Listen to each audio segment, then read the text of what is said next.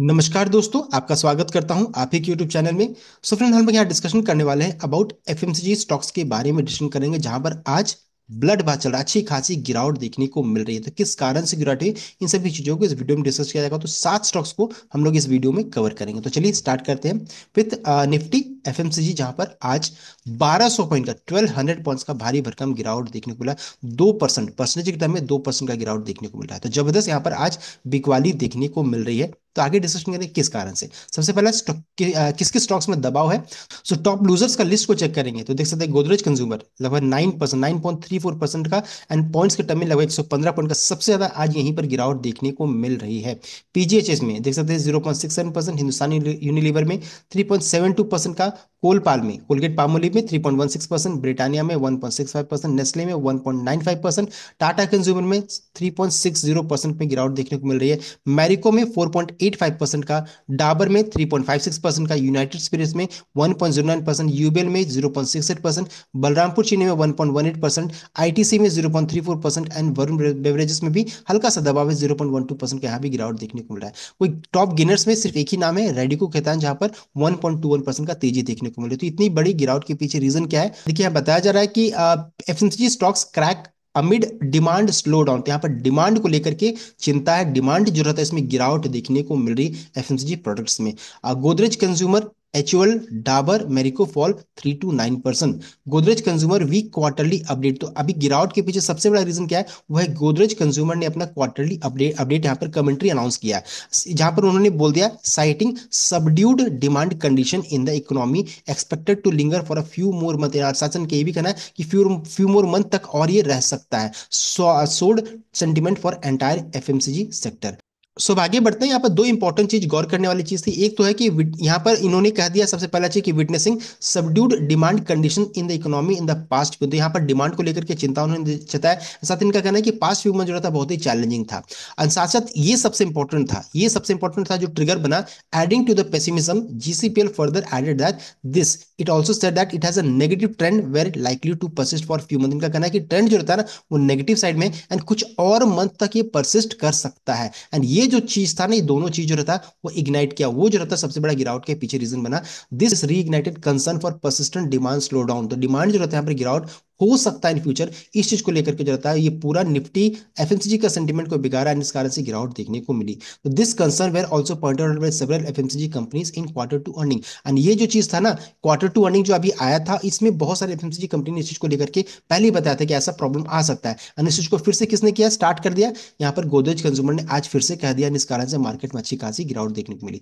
A slowdown in urban consumption, moderating economic growth and low real wages hike have adversely affected volume growth for FMCG companies while also putting pressure on operating margin. तो देख सकते हैं ये reason है जिस कारण से आज एफएमसीजी स्टॉक्स में अच्छी खासी दबाव देखने को मिल रही है। उसके बाद साथ ही साथ एक और इंपॉर्टेंट चीज बताना चाहूंगा कि गोदरेज कंज्यूमर का कहना है कि इनका जो रेवेन्यू जो रहता है बहुत ज्यादा डिपेंडेंट रहता है सोप या फिर साबुन पे रहता है, एंड दूसरा जो रहता है होम इंसेक्टिसाइड जो बिजनेस रहता है उसके ऊपर निर्भर रहता है। अब यहाँ पे जो रहता है सोप जो रहता है इसमें पाम ऑयल की जरूरत पड़ती है। तो जो ऑयल जो रहता है ना, चूंकि ऑयल का प्राइस अच्छा खासा बढ़ा, इस कारण से सोप का जो रहता है ना कारोबार इनका इंपैक्ट किया, इनके रेवेन्यू को इंपैक्ट किया। दूसरा चीज रहता है वेदर का कंडीशन जो रहता है वो भी इंपैक्ट किया, किसका, होम इंसेक्टिसाइड जो बिजनेस रहता है उसको इंपैक्ट किया है। तो इस कारण से गोदरेज कंज्यूमर का जो रहता है ना अपडेट नेगेटिव आया, एंड इस कारण से शेयर में अच्छी खासी गिरावट हुई। अब ये ध्यान देने वाली चीज है कि जो भी एफएमसीजी स्टॉक्स है, कंपनीज जो रहता है एफएमसीजी कंपनीज है, सोप का कारोबार, साबुन का कारोबार या फिर इंसेक्टिसाइड का जो बिजनेस है उसको ध्यान दीजिएगा, उन स्टॉक्स में आपको ज्यादा गिरावट देखने को मिल सकता है।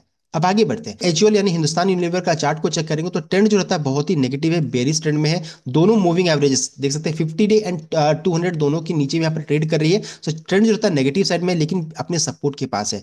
2390 2400 सपोर्ट का यहाँ पर काम करेगा। ये इन्वेस्टमेंट ग्रेड स्टॉक है, एंड यहाँ पर मैं बाय ऑन डिप की स्ट्रैटेजी से काम करूंगा। मूव करती है अगली कंपनी जो कि आपका नेस्ले इंडिया। ये भी एक इन्वेस्टमेंट ग्रेड स्टॉक है, एंड अब इसका सपोर्ट निकल कर आ रहा है 2100 की रेंज में सपोर्ट निकल कर आ रहा है। अभी इसका भी ट्रेंड नेगेटिव साइड में, दोनों मूविंग एवरेजेस के नीचे में ट्रेड कर रही है। मूव करते हैं अगली कंपनी जो कि आपका डाबर इंडिया, जहां पर देख सकते हैं ये भी, इसका ट्रेंड भी देख सकते हैं बिल्कुल नेगेटिव साइड में है, एंड यहाँ पर इसके लिए सपोर्ट निकल कर आएगा 480 से 500 की रेंज में, इसके लिए सपोर्ट निकल कर आएगा। मूव करते हैं अगली कंपनी जो कि आपका मैरिको, एंड मैरिको जो रहता है अभी चार्ट उतना खराब नहीं हुआ। चार्ट कब खराब होगा, जब इसका क्लोजिंग रहता है ना 610, 610 में के नीचे क्लोजिंग आएगा, यानी 200 मूविंग एवरेज के नीचे में क्लोजिंग आएगा, तब इसका ट्रेंड खराब हो जाएगा। तो इस चीज को ध्यान दीजिएगा। 50 डे 650 है, 650 के रेंज में, 50 डे मूविंग एवरेज सिर्फ 650 के रेंज में है, एंड 200 मूविंग एवरेज 610 के रेंज में यहाँ पर निकल कर आ रहा है। अब मूव करते हैं अगली कंपनी जो कि आपका टाटा कंज्यूमर प्रोडक्ट्स। यहाँ भी देख सकते हैं ट्रेंड नेगेटिव साइड में, एवरेज के नीचे में देख सकते हैं, यहाँ पर कैंडल फॉर्म हो रहा है, तो ट्रेंड काफी नेगेटिव है। सपोर्ट 890 के रेंज में, यहाँ पर 890 के रेंज में निकल कर आएगा इसके लिए।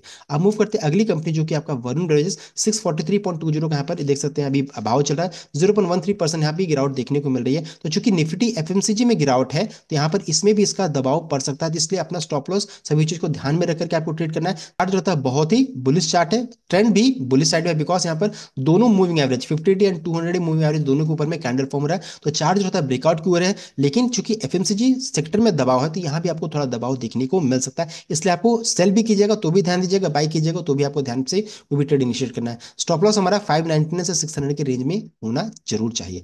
अब आगे बढ़ते हैं, मूव करते हैं अगली कंपनी जो कि आपका मिष्ठान फूड, जहां पर जो निवेशक है बुरी तरीके से यहाँ पर फंस चुके हैं। लगातार 2 दिनों में ये स्टॉक जो रहता है 40% क्रैश कर चुका है। गिरावट के पीछे हम लोगों ने पहले भी रीजन डिस्कस किया था, उसके पीछे रीजन क्या था?